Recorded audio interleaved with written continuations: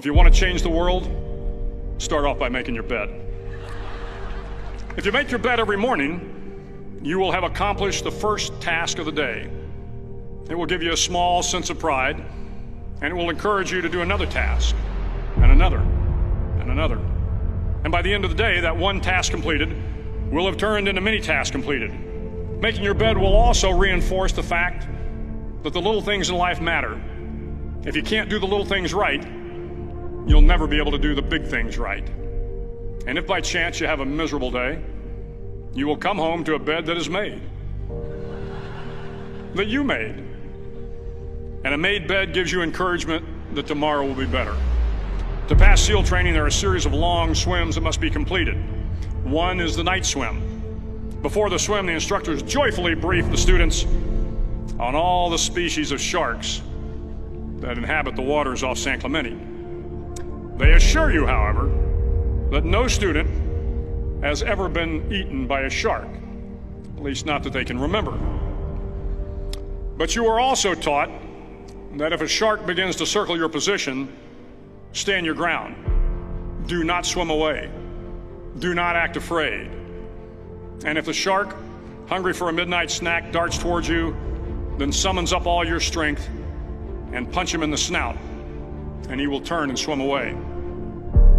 There are a lot of sharks in the world. If you hope to complete the swim, you will have to deal with them. So if you want to change the world, don't back down from the sharks.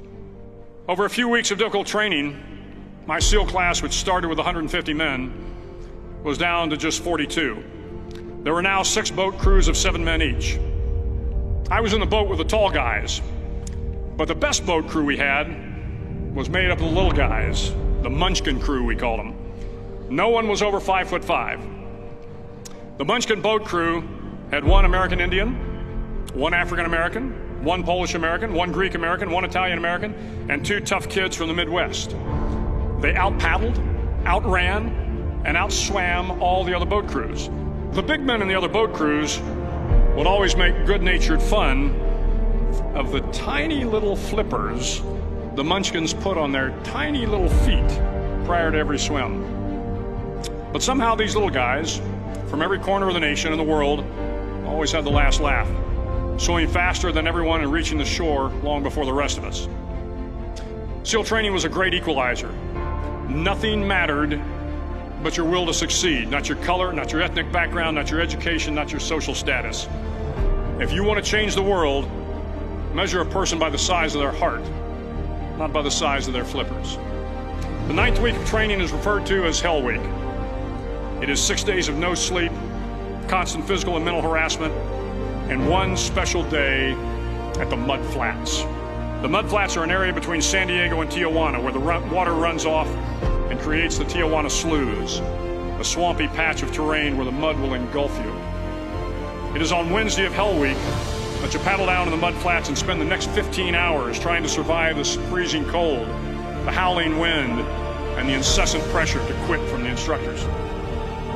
As the sun began to set that Wednesday evening, my training class, having committed some egregious infraction of the rules, was ordered into the mud. The mud consumed each man till there was nothing visible but our heads. The instructors told us we could leave the mud if only 5 men would quit. Only 5 men, just 5 men, and we could get out of the oppressive cold. Looking around the mud flat, it was apparent that some students were about to give up. It was still over 8 hours till the sun came up. 8 more hours of bone-chilling cold. The chattering teeth and the shivering moans of the trainees were so loud, it was hard to hear anything. And then one voice began to echo through the night. One voice raised in song. The song was terribly out of tune, but sung with great enthusiasm. One voice became 2, and 2 became 3, and before long, everyone in the class was singing. The instructors threatened us with more time in the mud if we kept up the singing, but the singing persisted, and somehow the mud seemed a little warmer, and the wind a little tamer, and the dawn not so far away. If I have learned anything in my time traveling the world, it is the power of hope. The power of one person, a Washington, a Lincoln, King, Mandela, and even a young girl from Pakistan, Malala. One person can change the world by giving people hope. So if you want to change the world, start each day with a task completed. Find someone to help you through life. Respect everyone. Know that life is not fair and that you will fail often. But if you take some risks, step up when the times are the toughest, face down the bullies, lift up the downtrodden, and never ever give up. If you do these things, the next generation and the generations that follow will live in a world far better than the one we have today. And what started here will indeed have changed the world for the better.